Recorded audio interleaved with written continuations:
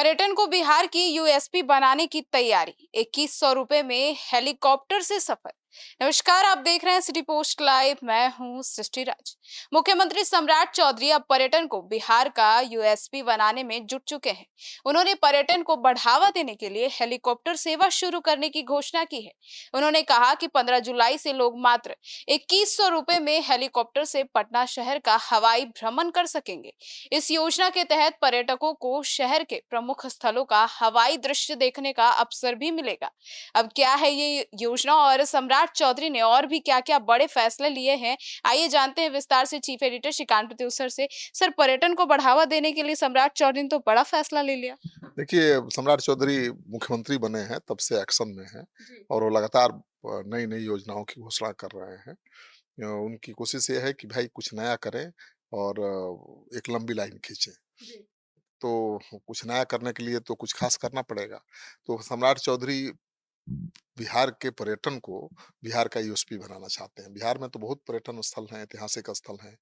अगर उसे बढ़िया से बिहार अगर यूएसपी बनाने में सफल रहता है, तो बिहार की आमदनी बहुत बढ़ सकती है, कई गुना बढ़ सकती है। जी। बोधगया है, राजगीर है, नालंदा है, पावापुरी है, वैशाली है और भी बहुत ऐसे स्थल हैं जिसको डेवलप करके टूरिज्म को बहुत बढ़ावा दिया जा सकता है। जी। तो मुख्यमंत्री के अनुसार राजगीर मुंडेश्वरी माता मंदिर, तुतला भवानी मंदिर, आसपास के जलप्रपात और वाल्मीकि टाइगर रिजर्व जैसे पर्यटन स्थलों के लिए हेलीकॉप्टर की यात्रा शुरू की जाएगी। जी। इसके लिए प्रति व्यक्ति 6,000 रुपए शुल्क निर्धारित किया गया है, जबकि राज्य सरकार अतिरिक्त सब्सिडी भी देगी। जी। तो ये बहुत अच्छी बात है कि अब बिहार के लोग हेलीकॉप्टर से जाकर वाल्मीकि नगर टाइगर रिजर्व का आनंद ले पाएंगे। जी। तो ये तभी होगा जब पर्यटन स्थलों पर यात्रियों के ठहरने की अच्छी व्यवस्था हो, सुरक्षा की व्यवस्था हो, तभी वो आएँगे।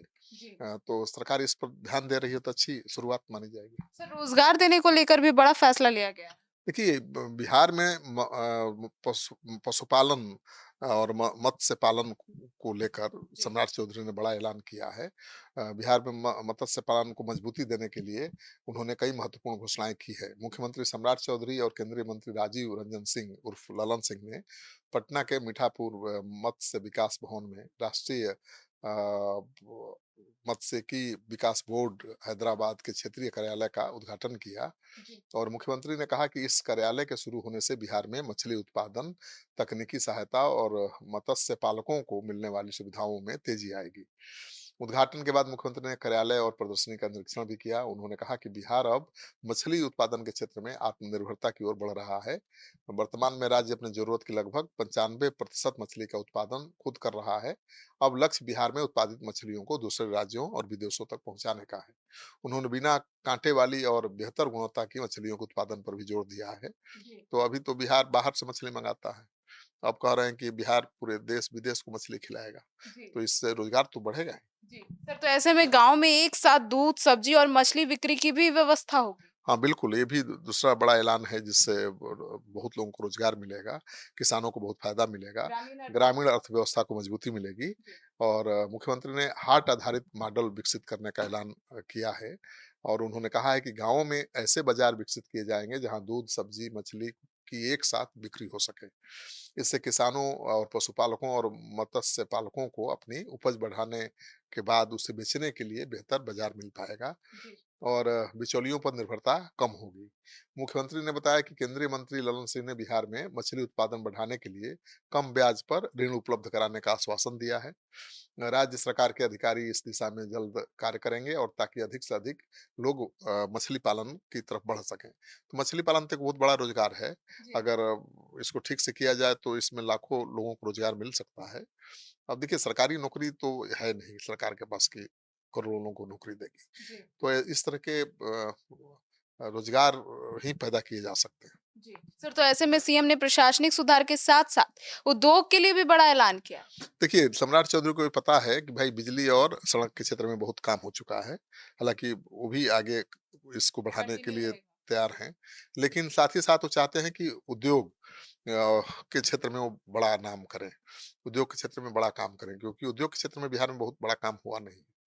उन्होंने कहा है कि सहयोग कार्यक्रम के माध्यम से आम लोगों की शिकायतों का समय पर निपटारा किया जा रहा है। यदि किसी आवेदन का 30 दिनों के भीतर समाधान नहीं होता है, तो संबंधित पदाधिकारी पर कार्रवाई की जाएगी। मुख्यमंत्री ने कहा कि निवेश को बढ़ावा देने के लिए नई व्यवस्था लागू की जा रही है। इसके तहत यदि उद्योग लगाने के लिए आवेदन करने वाले को 30 दिनों के भीतर लाइसेंस नहीं मिलता है, तो 31वें दिन स्वतः लाइसेंस जारी माना जाएगा। जी। इससे निवेशकों को सुविधा मिलेगी और राज्य में औद्योगिक विकास को गति मिलेगी। तो बहुत बड़ा ऐलान है जी। कि भाई सरकारी बाबू अगर 30 दिनों के अंदर रिस्पॉन्ड नहीं करते हैं, तो स्वतः मान लिया जाएगा कि भाई लाइसेंस मिल गया। ये तो जी। बहुत बड़ी बात है। जी। ये तो फाइलों पर कुंडली मार कर बैठे रहते थे। उद्योगपतियों को दफ्तरों के चक्कर लगाने पड़ते थे। जी। तो उन्होंने ऐलान तो बड़ा किया है, लेकिन इसको अमली जामा पहनाना बहुत आसान नहीं है। जी। तो सुना आपने, तो मुख्यमंत्री ने कहा कि बिहार आज तेजी से आगे बढ़ रहा है और राज्य में उद्योग, पर्यटन, रक्षा क्षेत्र, आईटी और सेमीकंडक्टर जैसे क्षेत्रों में निवेश के लिए जो व्यापक अवसर है वो तैयार किया जा रहा है। बिहार और झारखंड के विभाजन के बाद राज्य ने कई चुनौतियों का सामना किया, लेकिन अब विकास के नए आयास स्थापित किए जा रहे हैं। और केंद्रीय मंत्री ललन सिंह उर्फ राजीव रंजन सिंह जो है, उन्होंने भी कहा कि केंद्र सरकार बिहार में मत्स्य क्षेत्र के विकास के लिए हर संभव सहयोग कर रहे हैं। उन्होंने विश्वास भी जताया कि एनएफडीबी का क्षेत्रीय कार्यालय खुलने से राज्य के जो मत्स्य पालक हैं उनको तकनीकी सहायता मिलेगा और प्रशिक्षण और योजनाओं का लाभ आसानी से मिलेगा। अब इस पूरे मामले पर आपकी क्या राय है, जरूर बताइएगा। धन्यवाद।